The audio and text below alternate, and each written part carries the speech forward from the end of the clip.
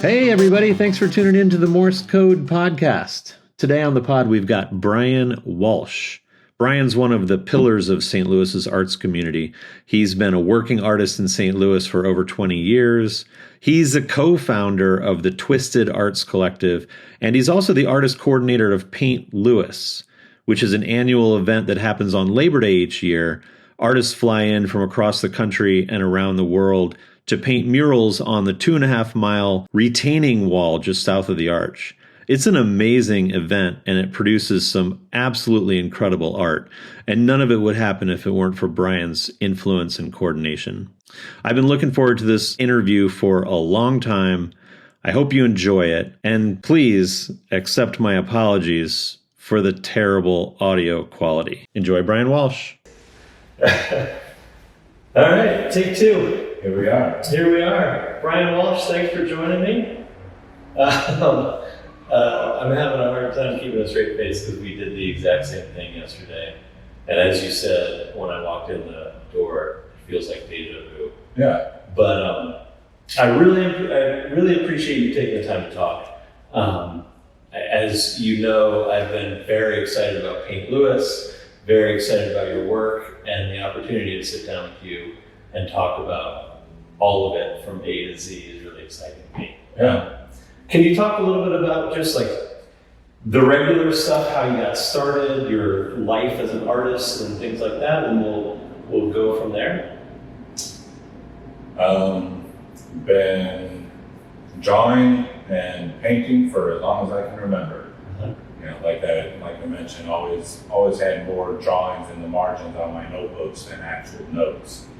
And look where it got me. And so after graduating college a long time ago, I got involved with the St. Louis art team, a group called Art Dimensions first, and did a lot of shows and events with it. And that's how I met a lot of other artists. Myself and Justin Tolentino co-founded the Screwed Arts Collective in 2010. And we had the Screwed Art Studio down the street here on Cherokee, opened 15 Windows Gallery, where we are right now, last year in February. And then a new exhibit opened Saturday night. And got involved with Paint Louis in 2019. Since we're in the gallery and surrounded by the exhibit that's going to open in 2 days, can you talk a little bit about the show? Yeah, the show's called Strange Interior. It's 3 artists, Hope Ainsworth, Jessica Bremer, and Taylor Marie. The show will be up for a month, so all the way until August 16th. And gallery hours are typically Thursday, Friday, and Saturday, or by appointment. Nice. It's as I was walking through, I feel privileged to be able to get a sneak peek, but I really love the playfulness and the energy of all of it.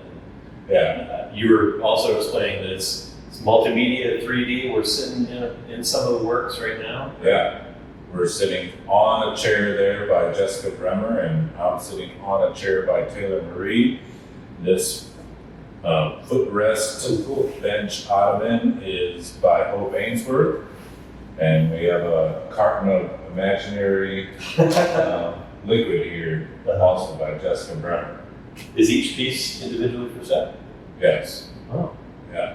We're all for sale. There's plenty of other chairs and lamps and furniture pieces included in the show too. So when you talk about your career as an artist, it's really interesting to hear you talk about it, because some people might just, launch into their work and their sort of vision as artists, but you go pretty quickly to community. Like you talk about the Screwed Arts Collective and Paint Louis, of course, and I think it's really interesting the way you approach your work, both your individual work and then also as part of a scene. Can you talk about that a little bit? I think a long time ago I stumbled into leadership roles in a sense with Art Dimensions, and then also had a gallery that was also on Cherokee Street back in 2011. And somewhere in there is a balance of creating my own paintings and also working to provide opportunities for other artists through exhibitions and other events, things like that. And I think it's important to showcase the talented people that we do have here in St. Louis. Yeah. And through other connections, also show work of artists who are not here in St. Louis, and hopefully establish greater connections between artists who are not in St. Louis, artists who are in St. Louis. I always encourage people to make field trips if I'm doing a show in town or out. Yeah. And In terms of the work that you show here, what would you say is the breakdown of local artists and national artists? well, the gallery's it's basically a year and a half now that the gallery's been open, and probably somewhere at 80-20, 80% local artists, St. Louis-based artists, and as we go further along, there will more likely be more shows from artists who are out of town. Have you personally always sort of been the guy who's championing other people, or does this feel, when you kind of assumed that role back in the day and have been carrying it forward, does it feel natural, or is it a bit weird? I'm very interested because I think a lot of people think about the act of making art as sort of a solitary thing, right? You imagine the painter or sculptor or whatever just in a studio with you and your canvas. But you have a very kind of public and community-based role as well as making your own art. Yeah. Yeah. I think it's very important for there to be as much access as possible for the public to view and experience art. Meaning, if I'm turning the lights off here and I just happen to notice a couple people looking in the window, I'll turn the lights right back on and say, "Come on in, check it out." Whether we're in the install process or a show is actively up. Screwed Arts Collective, when we install our huge collaborative exhibitions, those are almost always accessible to the public, depending on the venue and we're installing for 10 or 14 days on site. Wow. Typically. So we welcome folks to come by or come in and experience the process and ask questions, take photos to help promote, things like that. Yeah. Does that kind of characterize the St. Louis art scene more broadly? Is there a lot of sort of, feels like there's a lot of openness and a lot of collaboration and stuff? Is that the case? Yeah. I see different events put on by folks who I'm not familiar with, popping up all the time that have visual art aspects to them, and music, of course. And so I think there's been a great range of style of events for the past while now. Yeah. And depending on who's doing what and what's happening when. Yeah. Did that, the public art and sort of, whether you're stumbling across a gallery like this that's doing really sort of interesting, out of the ordinary work, or, as we'll probably talk about later, more graffiti style, street art, public art, did that play a role in your interest in art and sort of, growth that way as a kid? In terms of being able to randomly experience a gallery or a creative space. Yeah. Or, I think some people probably, I imagine, and these are stereotypes, but I think there's some people who just want to lock themselves in their attic and just paint because like that's their personality and that's the way they're artistically inspired. And there's other, I think, people who are working in public spaces and like you, I think, get kind of inspired by collaborative experiences. I was just kind of wondering if that was how it evolved. Yeah, for me, it's important to experience other exhibitions and work with other artists, especially in person and not just on the phone. Yeah. And you consciously or subconsciously absorb different things that artists may do in their work, and that applies to St. Louis or wherever I might get to travel for a few days, and to randomly stumble upon a space and where something creative is happening is important to me. And every once in a while, when people ask, I mention to other folks to do the same, like go out to art openings and meet other people and check out all their work. And and even those small random conversations, might spark ideas or further relationships, and you might end up working with the artist just having met them at art opening. You mentioned the phone, and you've been working, I think you told me 20 years as a full-time artist in St. Louis. Yeah. You've probably seen the life of an artist and the life of getting your work sold change a lot through the years, right? It is, and do you have thoughts about that? Is as the internet has grown and our phones have, social media has kind of taken over, I imagine that's a blessing and a curse. Like, what are your thoughts on that? Yeah, I mean, that's a good way to sum it up, a blessing and a curse. Lots of time can be wasted just scrolling through Instagram or whatever it may be. At the same time, one can also, gain ideas or establish a connection with other artists and things like that. Through that platform. We could just reminisce about, how things were 10 years ago, 20 years ago, or what was open and what is closed, things like that. I think it's really just a matter of just trying to keep up. And everything's for sale, buy my art, Sometimes it's as simple as that. And you make something that you're happy with and cross your fingers that somebody else likes it too and wants to add it to their collection and put it on their wall at home or at work.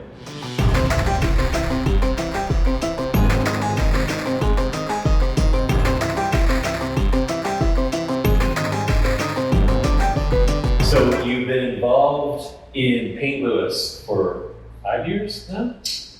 Yeah, 2019 is when I first got involved as artist coordinator, working to invite the artists, establish an application for artists to fill out. We get hundreds of applications every year from people all over the U.S. and beyond. And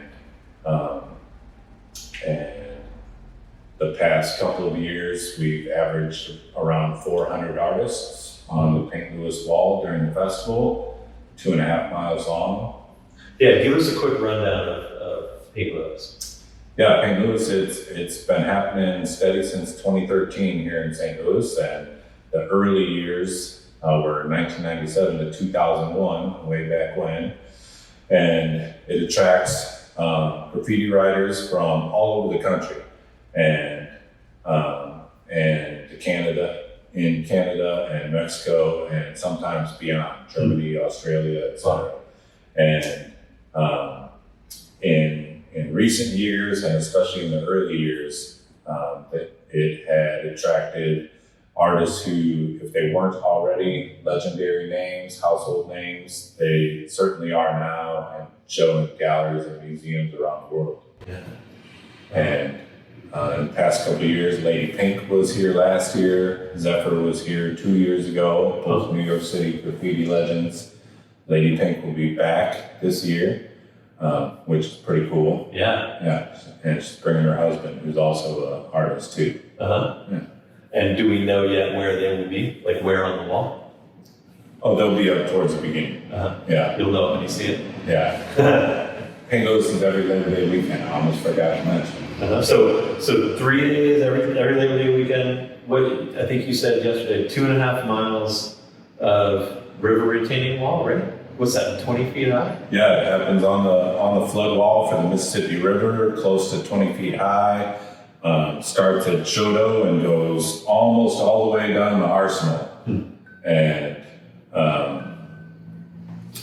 And 3 official days, Friday morning to Sunday evening, and Labor Day weekend, August 29th to the 31st.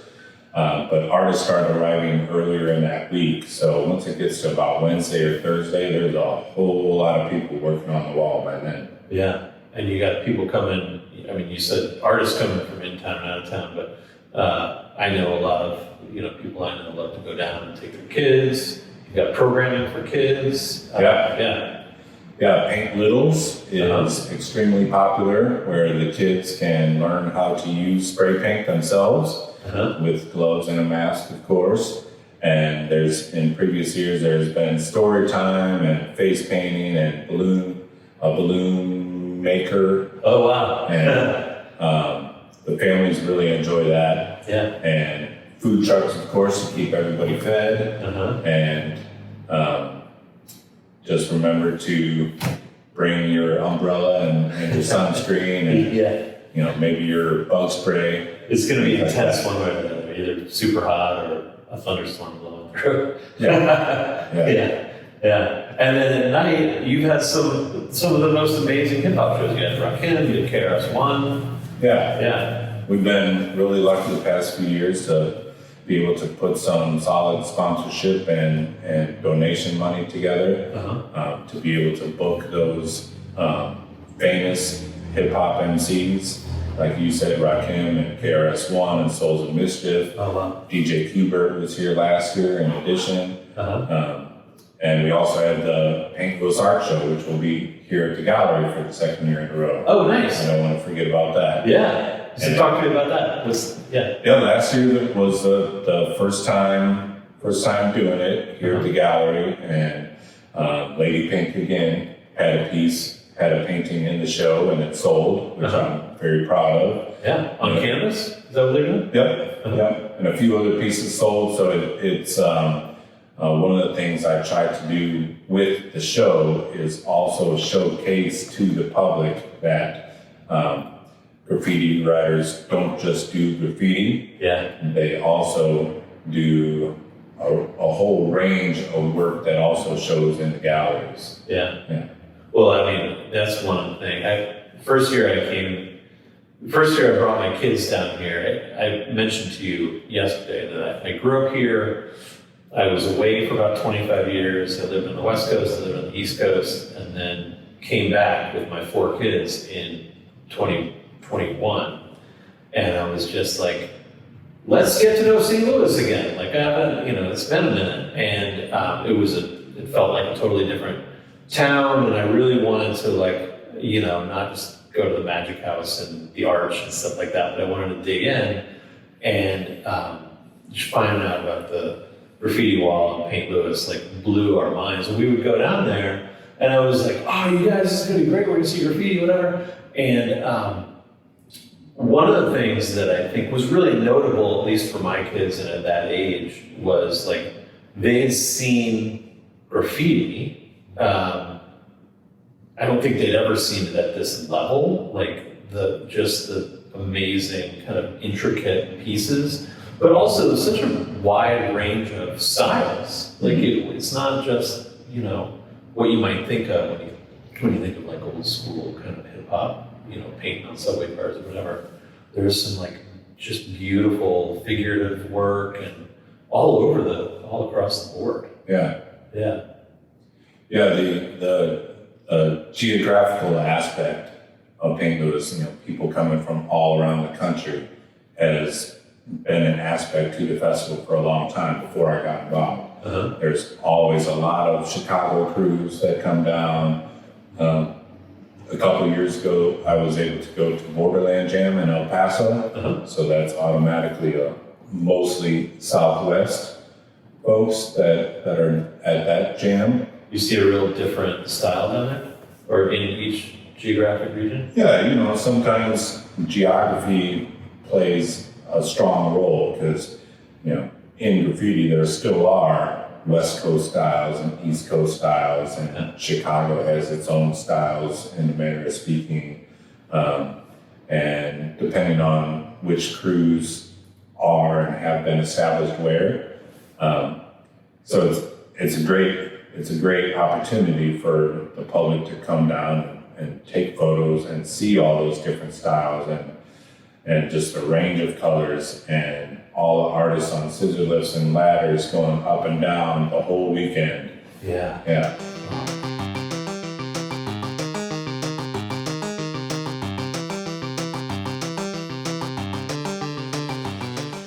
So the artists come in town, like, when do they get here? When do they start working? And what are what's the wall look like when they get there? Are they painting over what's already been done? Do you have people buffing the wall beforehand? Yeah, the past few years, some artists arrive in town the Monday of that week and start working on the wall shortly thereafter. The Paint Goes Organizing Committee tried to buff the wall as much as possible, meaning paint it black top to bottom, and we're able to do that for the first several sections, and then for the rest, in order to be able to mark out whose spot is where, put a big line through the middle all the way down to the end. And how many people does it take to do that? Like the volunteers who are out there buffing the walls and stuff? Last year, about 5. Wow, really? Yeah. Always looking for more volunteers, hands-on. And have you started already? Money, of course. Yeah. Have you started already? No, but it's too early, unfortunately, to be scribbled upon. Oh, right. If we started that soon. Yeah. We usually start the weekend prior. So you can get all that done in a week. 5 people can get. Yeah, generally over that first weekend, get most of it knocked out. Yeah. I know there's sort of like an old school ethic to using rollers and stuff, but nobody like uses a spray or anything like that to buff? Oh no, definitely using the paint spray. Oh, okay. Yeah, for the buffing aspect of the wall. Okay. And then use the rollers when needed. Yeah. Okay. You'll see any particular crew, depending on the materials they have, either using a paint sprayer or rollers, as the case can be.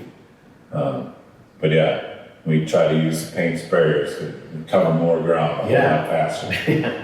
And if you're trying to roll at the top of that wall, it's a workout. Oh man. And you have to repeatedly bring the roller down to refill it with paint and go back up. Shoulders. I was gonna say, back and neck. Yeah. You're tough on somebody our age. Yeah. Actually, that's an interesting question. So a lot of the artists I've seen and I'm familiar with, they've been doing it going back to like the 90s and stuff, right? Mm-hmm. Is there sort of a multi-generational thing among the artists who come to paint, and can you tell by the styles? Do you have young people as well as people who've been doing it a long time? Yeah, I mean, there's artists who are in their 20s, and there's artists who are in their 50s, and maybe even, in their 60s. Wow. Lady Pink and Zephyr are two of the veterans who started in the early 80s, if not before that. Wow. And there's lots of artists and crews who average age is probably 45 or 50. Mm-hmm. And, but they're also, because they've been doing it so long, tend to be some of the most talented ones and, really know what they're doing and, consistently put out great work. What's the vibe like between the artists who come? Is there like a sort of a collaborative, supportive thing, or is there a competitive thing? Probably a little bit of both. Uh-huh. Something, a mini phenomenon in graffiti jams is, artists who know each other but, don't live close to each other. It gives them an opportunity to see friends, acquaintances, even crew members that they don't regularly see. And there's often a lot of sharing of supplies and resources. If one crew has a paint sprayer, but the other crew had to fly, they most likely lend their sprayer or other supplies so they can get their wall prepped, things like that. That's cool. Yeah. Where do they stay? Well, This year we have a small discount at 21C Hotel for the artists who are feeling fancy. Uh-huh. In previous years, we've done a discount at On God Arts Hotel. Uh-huh. There's a spot called Jordan's Warehouse, which is just north of the Arch and better for larger groups.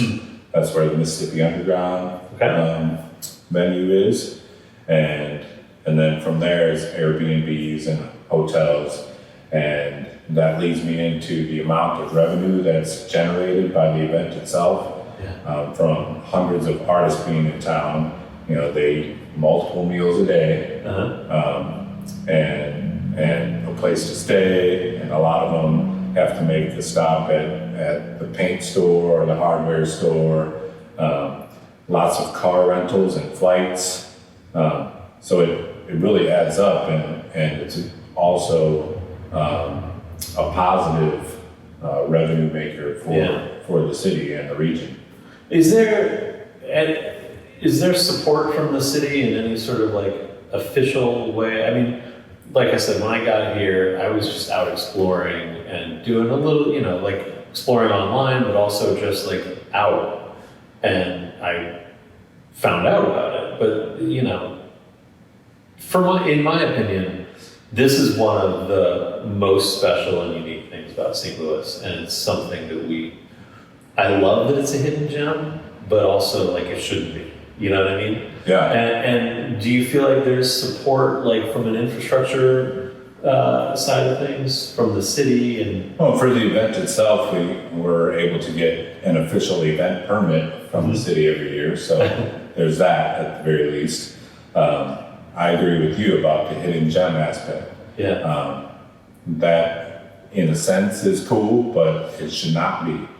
Everybody who lives who's from St. Louis, and not just the city, the whole region should know about the Paint Louis wall itself, like the place, and Paint Louis the event. Yeah. Every Labor Day weekend. And hopefully with this as the Gateway South project establishes itself, there will be more infrastructure along the wall in terms of an actual bikeable bike path, for example, more lighting and actual landscaping. One of the aspects of Paint Louis, the event, is our trash pickup after the event is done. Every year we leave the wall area cleaner than it was when the event started. Wow. Just because. And is that also you volunteers? Yeah. Is that the 5 people who were out there a week ago buffing the wall? Yeah, those folks and the Paint Louis organizing committee. There's 7 or 8 of us total, and some other volunteers whoever were able to scratch up, and we feel strongly that it's important to clean up after the event, but maybe 30% of what we pick up is from the event itself, and anything else we pick up is just there. Yeah. Yeah, it's been there since the last year. Yeah. What are you worried at all? Do you have any thoughts about, like, in the event that the Gateway South project gets underway and turns into what I think a lot of people hope it'll be, and, you know, on picture and bike paths and, like you said, landscaping and all that, do you feel like that'll be a net positive for St. Louis in total? I think, you know, there's always a concern about gentrification and that kind of thing. Do you have any personal feelings about that? Do you feel like, as far as I'm concerned, like, make it nice and clean and tidy and that'd be great? Or do you feel like, I mean, you know, you mentioned yesterday about people love to go down there and take photos. Like, it is a very picturesque, beautiful, gritty scene, you know what I mean? Mm-hmm. And that's a big part of its appeal. You have any thoughts about that? Yeah, I think they're, you know, the St. Louis Wall and the Gateway South area will coexist. We've been able to have a couple of conversations with Gateway South folks in terms of, you know, and they're very early on in their projects, but in terms of them being interested in having large-scale murals on some of the buildings there, which would be great. Yeah. As I mentioned yesterday, I'm going to put a mural on every building in the city, as far as I'm concerned. And you know, with some of the entertainment aspects of that project, it would just regularly draw more people, and there not really be a gap between, say, like 4th Street where Broadway Oyster Bar and those places are, and the Wall. Yeah. You know, would then be connectors. Yeah, that'd be cool. You were talking about aside from the Wall, the murals around the city yesterday. You said 27, is that right?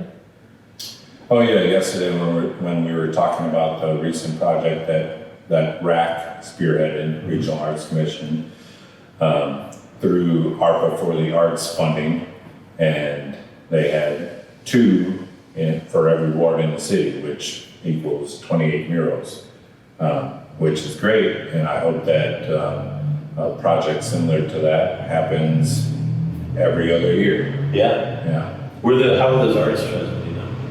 Were you involved in that? I was not. RAC had an application process for those artists, and then the artists were chosen and, you know, completed their projects. Some of the murals ranged from almost 30 foot tall. Wow. To, you know, longer than that, like the entire side of the building, which I think every mural should be, as opposed to more postage stamp placements. And yeah, like I said, whether it's a public funding project or a combination of private funding and public funding, to make to be the cause for more public art, whether murals and or sculpture. There's plenty of room for it all. Yeah. Have you been involved in any of those? Has anybody, either from Regional Arts Collective Commission, Regional Arts Commission,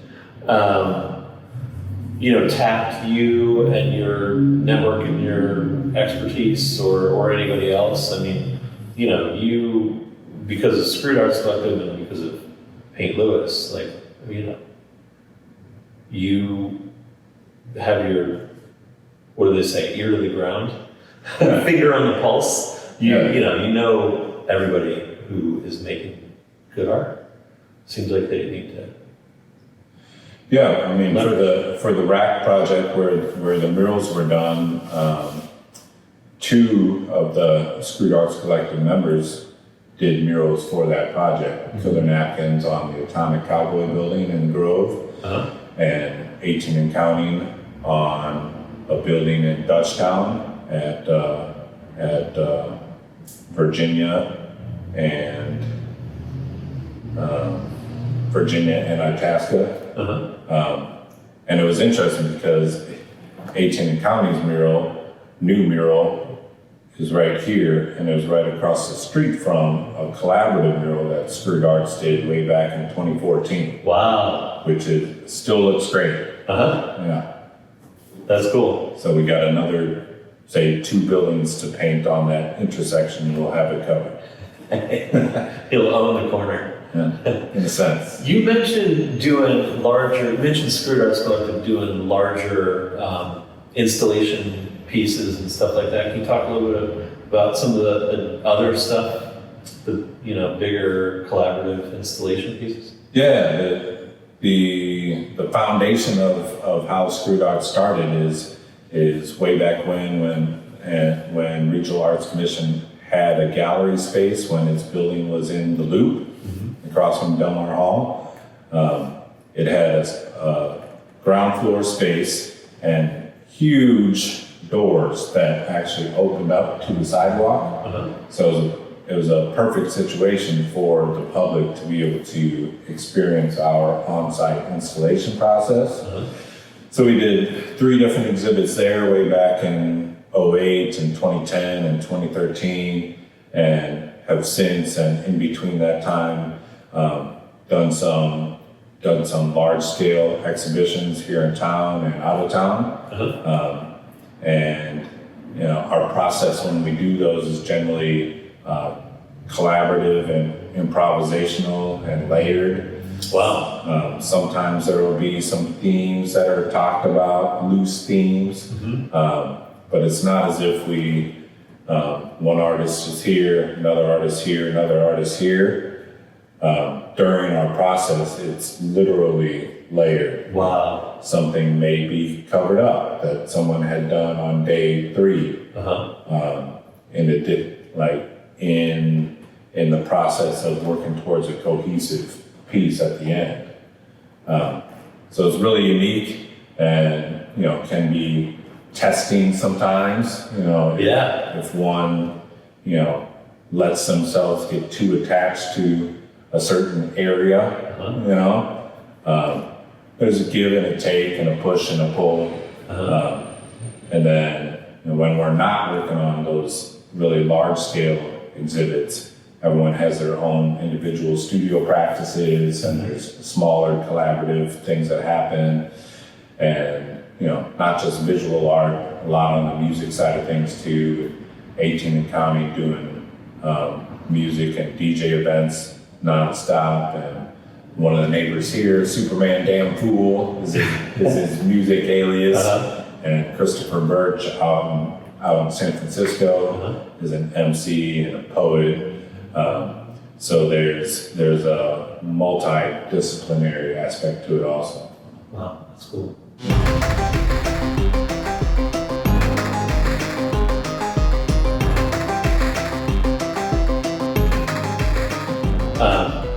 Something I was wondering about, you talked about going to other graffiti jams, and you were down in El Paso, right? Yeah.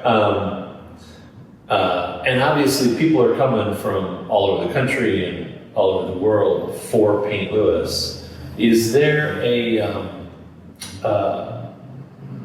I imagine Paint Lewis is sort of helping define an identity for St. Louis among these artists around the country. Is there, when you talk to somebody and you say, hey, I do Paint Lewis, how do they respond? And are they fired up about that? Is St. Louis sort of defining itself around that artistically? When I have an opportunity talking to folks out of town, yeah. I mean, anyone who is directly or indirectly a part of the graffiti community, whether they're graffiti writer themselves, graffiti enthusiast, photographer of graffiti, everyone knows the Paint Lewis name. It solidified itself way back in those early years. It was, one of the first, and definitely quickly became one of the biggest, graffiti jam in the country. And now, 25-ish years later, every mid-sized city in America has at least one graffiti jam per year. Knoxville has at least one. Really? In Tennessee, yeah. and no knock against Knoxville, but just a quick illustration of over all these years how prevalent graffiti has become. It's the longest running art form in art history for one, and wow. And you see it on shirts and hats and sometimes shoes, and in the movies and in the background on TV shows, deliberately so. Yeah. And yeah, so people in the art world know about St. Louis, and not just here, across the pond. Artists reach out. Hey, I'd love to come this year. I'd love to come next year. Okay, come on over. Yeah. You mentioned Lady Pink and Zephyr. I think yesterday you said Twist, who that really kind of blew my mind. A lot of people who've gone on to have international art careers got to start in graffiti and also have been down here in St. Louis. Yeah, way back when, I think 1998 is when Twist was here. Barry McGee, who is one of the most famous names in urban contemporary art. And I got to see a solo exhibit of his when I was out in SF recently, which I was pretty happy about that. Saber was here a couple times way back when, who launched himself into a famous career in the art world now. He became, it was right around that time where he became famous for painting the LA riverbed. It was a piece that was literally the size of a football field. Wow. Just completely massive.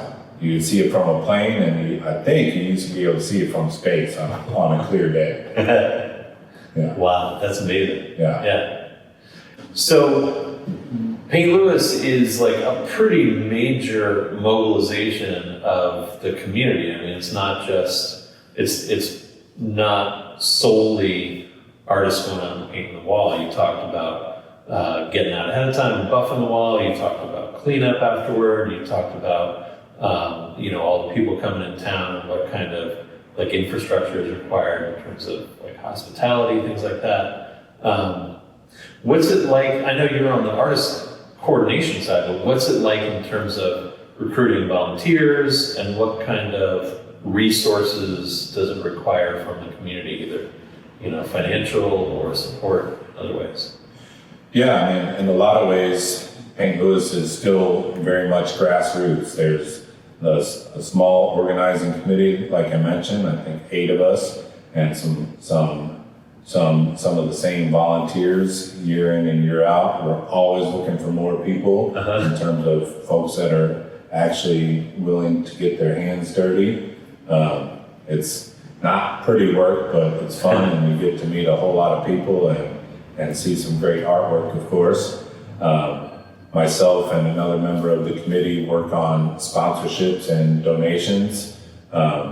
It in the end takes a lot of dollars to pull it off. All the boring but necessary stuff, like security and porta potties, of course, hand washing stations if we're really living it up, and then the exciting stuff too, like being able to pay for the paint and pay for scissor-lifts for the artist, since that wall is almost 20 feet high. It's a whole lot easier on a lift than it is on a ladder. The donations are tax deductible too, I should mention. And sometimes even being able to rent a few golf carts, one for public rides up and down the wall, and 2 just so we can get up and down the wall when we need to a whole lot faster. Do you have any, this is a weird question, ever have any health needs? Is there any emergencies? You talked about getting up and down the wall, and I thought all of a sudden, what if something goes wrong? I mean, overall the years we've been pretty lucky. From what I can recall, there hasn't been any major health issues through the weekend for the artists or the public, anything like that. Part of that official city permit is having an actual EMS or a trained EMS person on site throughout, I think throughout the whole weekend. So they've had to do some minor repairs, small cuts or something like that. Yeah. But it's definitely nice to have those golf carts on hand. Yeah. For the folks that are move a little bit slower, because it being end of August, early September in St. Louis, it's still hot. I mean, you're talking about going 2 miles down the wall. 2 miles. That's a long way. Yep. Not a lot of shade. Yeah. But definitely a lot of water. There's always water on hand as you go up and down. Artists themselves have it. We have it up towards the front of the wall. Yeah. Gotta stay hydrated. Yeah, it's a huge thing. It feels really like one of the kind of tent poles in the St. Louis calendar. Like you've got Mardi Gras and you've got St. Louis, and I guess you can throw 4th of July in there. It's cool. Yeah.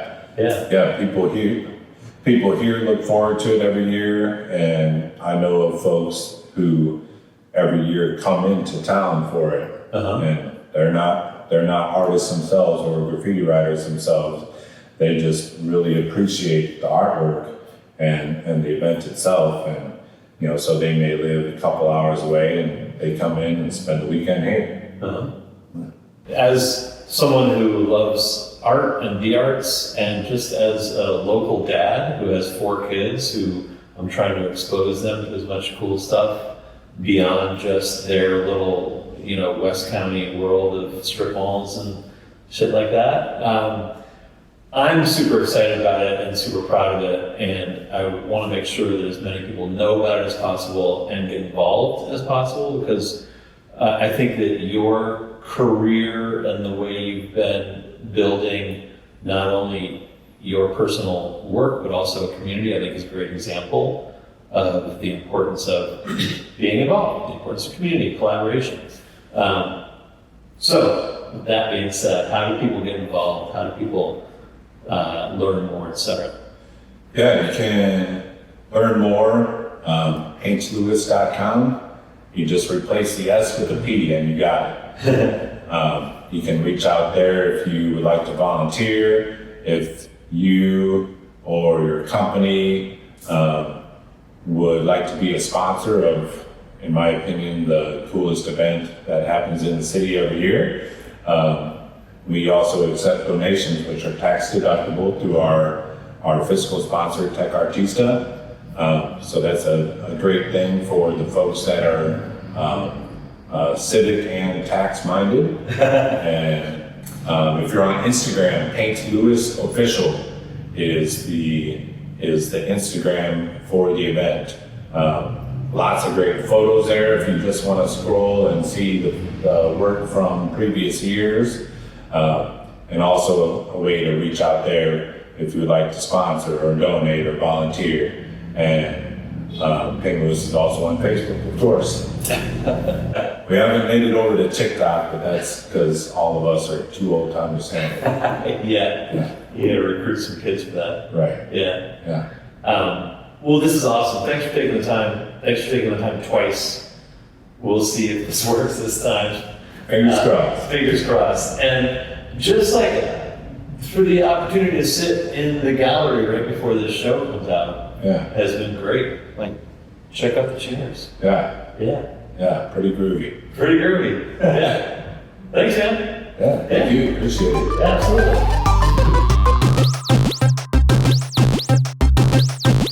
Game over.